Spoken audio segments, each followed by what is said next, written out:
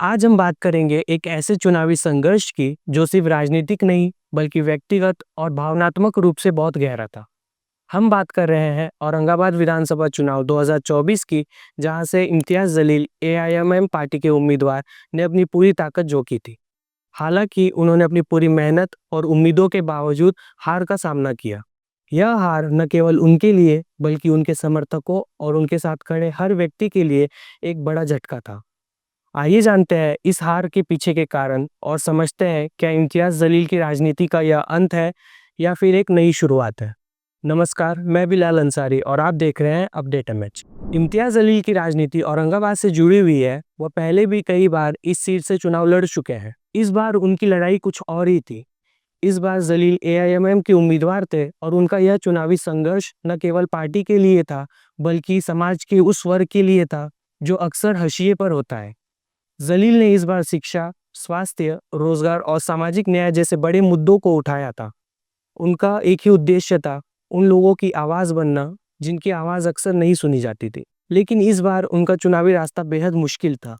औरंगाबाद में बीजेपी और शिवसेना जैसी बड़ी पार्टियों का दबदबा था। इन दोनों दलों ने पूरी ताकत के साथ चुनावी मैदान में अपनी कड़ी चुनौती पेश की थी।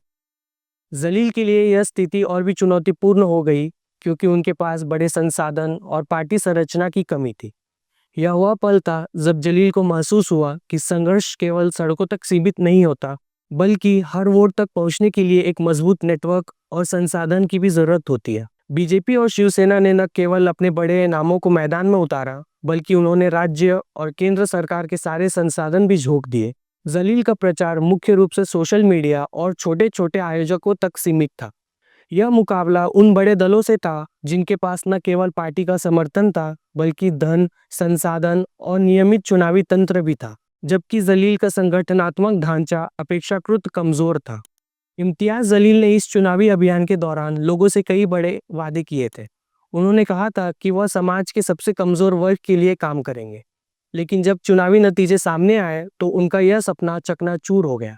जब नतीजे घोषित हुए तो जलील को अपने मुख्य प्रतिद्वंदी से लगभग 2161 वोटों से हार का सामना करना पड़ा।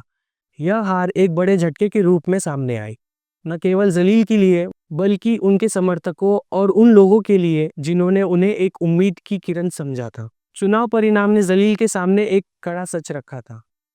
उनके दिल में यह डर था कि उन्होंने अपना सब कुछ लगा दिया था, लेकिन फिर भी उनका संघर्ष कामयाब नहीं हो सका। जलील ने खुद अपनी हार स्वीकार करते हुए कहा, हम हार गए हैं, लेकिन हम हार मानने वाले नहीं हैं। यह हमारी लड़ाई का अंत नहीं है, बल्कि एक नई शुरुआत है। उनका यह बयान उनकी मजबूत इच्छा शक्ति को दर्शाता है। मैं हार स्वीकार करता हूँ, लेकिन यह मेरी लड़ाई का अंत नहीं है। हम समाज के हर वर्ग के लिए काम करेंगे और आवाज़ उठाते रहेंगे। यह संघर्ष जारी रहेगा, चाहे परिणाम कुछ भी हो। जलील की यह बात उनके समर्थकों के लिए एक प्रेरणा बन गई। भले ही परिणाम उनके पक्ष में नहीं था, लेकिन उनके इस संघर्ष ने यह साबित कर दिया कि उनके दिलों में लोगों के लिए सच्ची भावना और समर्पण था।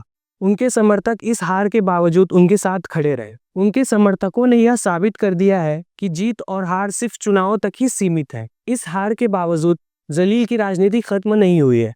उनके समर्थकों ने यह साबित कर दिया है कि जीत और हार सिर्फ चुनावों में ही होती है, बल्कि लोगों के दिलों में भी होती है। जलील का संघर्ष हमेशा उन लोगों के लिए रहेगा जिन्हें एक सशक्त आवाज़ की ज़रूरत है। उनका यह कहना है कि हम हार गए हैं, लेकिन हम हार मानने वाले नहीं हैं। यह हार के बावजूद उनके राजनीतिक जीवन का एक नया मोड़ हो सकता है। इम्तियाज जलील की हार ने यह सिखाया है कि राजनीति केवल चुनावी नतीजों से ही मापी नहीं जाती। यह उस संघर्ष, उस ईमानदारी और उस इच्छा शक्ति से मापी जाती है जो किसी नेता में होती है। जलील ने इस हार से एक नए सफर की शुरुआत माना है और यह देखना दिलचस्प होगा कि वह अगली बार अपने समर्थकों के लिए किस दिशा में आगे बढ़ते हैं। तो दोस्तों, ये थी इम्तियाज जलील की हार की कहानी। एक संघर्ष, एक यात्रा और एक नई उम्मीद। अगर आपको हमारी वीडियो पसंद आई है तो कृपया लाइक और सब्सक्राइब जरूर करें। इस विषय पर आपकी राय क्या है वो नीचे कमेंट बॉक्स में बताएं। धन्यवाद। हमारे साथ जुड़े रहिए अपडेट एमएच। जय महाराष्ट्र।